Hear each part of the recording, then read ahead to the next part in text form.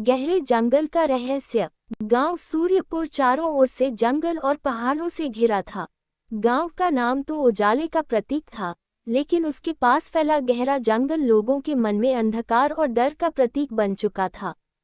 बचपन से बच्चे जब शरारत करते तो बुजुर्ग उन्हें डराने के लिए कहते, जंगल के पार मत जाना, वहां से कोई लौटकर नहीं आता। इन्हीं कहानियों के बीच बड़ा हुआ था आरव, 20 साल का, तेज निगाहों वाला, लेकिन गांव के बाकी युवाओं से अलग। उसके दोस्त खेती और पशुपालन में लगे रहते, पर आरव का मन हमेशा कुछ नया जानने में था। वह पेड़ों के नीचे बैठकर किताबें पढ़ता, आकाश को निहारता और सोचता, क्या मेरी जिंदगी का मकसद सिर्फ यही है कि मैं खेत जोतूं और दिन गुजार दूं। उसके पिता अक्सर समझाते, बेटा, सबसे बड़ा धर्म है लोगों का पेट भरना। खेत में मेहनत करो, यही जीवन का सत्य है। लेकिन आरव मानता था कि खेतों से परे भी कोई रहस्य है, कोई गहरी सीख है जो उसकी आत्मा ढूंढ रही है। गांव के चौपाल पर शाम को लोग अक्सर जंगल की कहानियां सुनाते। कोई कहता उसने वहां अजीब रोशनी देखी है, कोई कहता उसने फुसफुसाहट जैसी आवाजें सुनी हैं। कुछ बुजुर्ग दावा करते कि सदियों पहले वहां एक ऋषि ने तपस्या की थी और उनकी आत्मा आज भी वहां भटकती है। आरव हर बार यह सब सुनकर सोचता, अगर यह सब सच है तो कोई क्यों नहीं जाकर देखता। डर इंसान को कैद कर देता है, लेकिन मैं इस कैद में नहीं रहूंगा। एक रात, जब पूरा गांव सो चुका था, आरव ने चुपचाप लालटेन, थोड़ा सा खाना और अपने पिता की पुरानी छड़ी उठाई।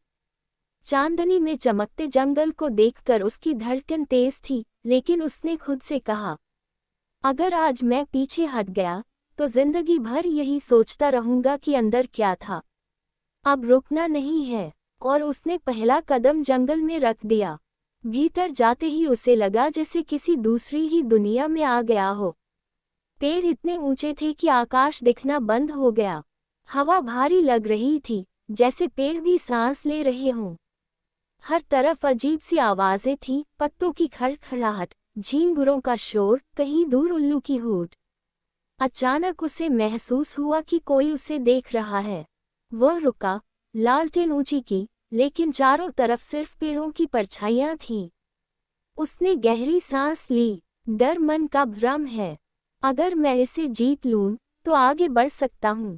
थोड़ी दूरी पर उसे एक छोटा तालाब मिला। पानी इतना साफ था कि उसमें उसका चेहरा दिख रहा था, लेकिन अगले ही पल उसे लगा मानो उसके पीछे कोई खड़ा है। वह पलटा, कोई नहीं था। दिल की धड़कन तेज हो गई, लेकिन तभी भीतर से एक आवाज आई, अगर तू खुद पर विश्वास नहीं करेगा, तो आगे कैसे बढ़ेगा। आरव ने पानी छुआ और मन ही मन कहा, मुझे खुद पर भरोसा है। चाहे जो हो, मैं रुकूंगा नहीं। यही जंगल का पहला सबक था, भरोसा। आगे बढ़ते हुए उसे झाड़ियों से आवाज आई। वह तैयार हो गया। अचानक एक छोटा सा हिरन बाहर निकला और भाग गया। आरव हंसा और सोचा, डर हमेशा असली से बड़ा दिखता है। सच अक्सर बहुत साधारण होता है। रात गहरी हो चुकी थी। वह पत्थर पर बैठकर रोटी और गुड़ खाकर लेट गया। धीरे धीरे वह नींद में चला गया। सुबह जब आरव की आंख खुली, तो चारों ओर हरियाली फैली थी। पक्षियों की चहचहाहट ने वातावरण को जीवंत बना दिया था। वह आगे बढ़ा तो अचानक झाड़ियों से आवाज आई। इस बार कोई हिरन नहीं था। सामने खड़ा था एक और युवा, लगभग उसी की उम्र का। उसके हाथ में धनुष था। आरव चौंका। अजनबी बोला, तुम यहाँ कैसे आए? गांव वाले तो जंगल में कदम भी नहीं रखते। आरव ने साहस जुटाकर कहा, मैं रहस्य की तलाश में आया हूँ। डर से भागना मेरी आदत नहीं। अजनबी मुस्कुराया और बोला, मेरा नाम वीर है। मैं भी इसी खोज में हूँ। चलो, हम साथ चलते हैं। इस तरह आरव को पहला साथी मिला। दोनों चलते चलते एक गुफा के पास पहुँचे। गुफा के द्वार पर अजीब आकृतियां बनी थीं। अंदर से ठंडी हवा आ रही थी। वीर बोला, क्या हमें अंदर जाना चाहिए? आरव ने कहा, रहस्य वहीं मिलेगा जहां डर सबसे गहरा है। अंदर अंधेरा था, दीवारों पर नमी थी और पानी टपकने की आवाज आ रही थी। अचानक गुफा की छत से चमगादड़ों का झुंड उड़ पड़ा। वीर डर कर पीछे हट गया, लेकिन आरव ने उसका हाथ पकड़ लिया और बोला, साहस वही है जब डर के बावजूद कदम बढ़ाए जाते हैं। यही जंगल का दूसरा सबक था, साहस। गुफा के भीतर उन्हें एक चमकती हुई कांच जैसी वस्तु मिली। उसे छूते ही दीवारों पर आकृतियां उभर आईं, किसी ऋषि की, जो तपस्या कर रहा था। नीचे लिखा था, सच्चा ज्ञान उसे मिलता है जो डर से नहीं, बल्कि साहस से आगे बढ़ता है। आरव और वीर ने एक दूसरे को देखा। दोनों समझ गए कि उनकी यात्रा अभी और कठिन होने वाली है। दोनों जंगल में और गहराई तक गए। रास्ता और कठिन होता गया। कांटों से भरी झाड़ियां, कीचड़ से भरी जमीन और ऊंचे ऊंचे पहाड़ रास्ता रोकते। कभी तेज बारिश, कभी अचानक तूफान। कई बार उन्हें भूखा रहना पड़ा। एक दिन वीर थक कर बोला, मुझे लगता है अब लौट जाना चाहिए। ये सब हमारी क्षमता से बाहर है। आरव ने शांत स्वर में कहा, याद रखो, जब तक हम धैर्य नहीं रखेंगे, कोई रहस्य नहीं मिलेगा। कठिनाइयां रास्ते का हिस्सा हैं। धीरे धीरे वीर को भी समझ आया कि धैर्य सबसे बड़ा हथियार है। आगे उन्हें एक वृद्ध साधु मिले, जो एक चट्टान पर ध्यानमग्न थे। उन्होंने आंखें खोली और मुस्कुराकर कहा, तुम दोनों ने भरोसा और साहस सीख लिया है, लेकिन असली रहस्य पाने के लिए धैर्य चाहिए। बिना धैर्य के कोई साधना पूरी नहीं होती। ये तीसरा सबक था, धैर्य। साधु ने उन्हें एक पहाड़ की चोटी की ओर भेजा। कहा गया कि वहां अंतिम रहस्य छिपा है।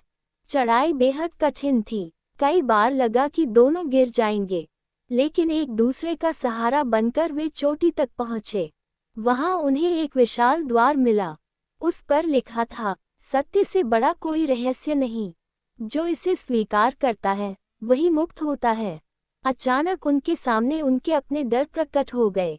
आरव ने अपने पिता को देखा जो कह रहे थे, तू असफल हो जाएगा। वीर ने अपने पुराने डर देखे जब उसे युद्ध में हार का सामना करना पड़ा था। लेकिन दोनों ने साहस और धैर्य से उन भ्रमों को पार किया। और जब उन्होंने द्वार खोला, तो भीतर कुछ भी नहीं था, सिर्फ एक दर्पण। आरव ने आश्चर्य से कहा, ये तो मैं ही हूँ। दर्पण पर शब्द उभरे, जंगल का रहस्य कोई खजाना नहीं, बल्कि तेरे भीतर छिपी शक्ति है। अगर तूने खुद पर भरोसा किया, साहस रखा, धैर्य साधा और सत्य स्वीकारा, तो तू अजेय है। दोनों समझ गए कि असली खजाना बाहर नहीं, बल्कि अंदर है। जब आरव और वीर गांव लौटे, तो लोग हैरान थे। उन्होंने पूरी यात्रा सुनाई। अब गांव वाले डरने की बजाय बच्चों को ये सिखाने लगे कि जंगल का असली रहस्य डर नहीं, बल्कि जीवन के 4 सबक हैं। भरोसा, साहस, धैर्य, सत्य। गांव का माहौल बदल गया। लोग आत्मविश्वास से भर गए। आरव के पिता ने उसे गले लगाकर कहा, तू सही था बेटा। जिंदगी खेतों तक सीमित नहीं है। असली खेती तो आत्मा की होती है। और इस तरह गहरे जंगल का रहस्य सबके सामने खुल गया। डर के पार ही जीवन की सबसे बड़ी सीख छिपी है।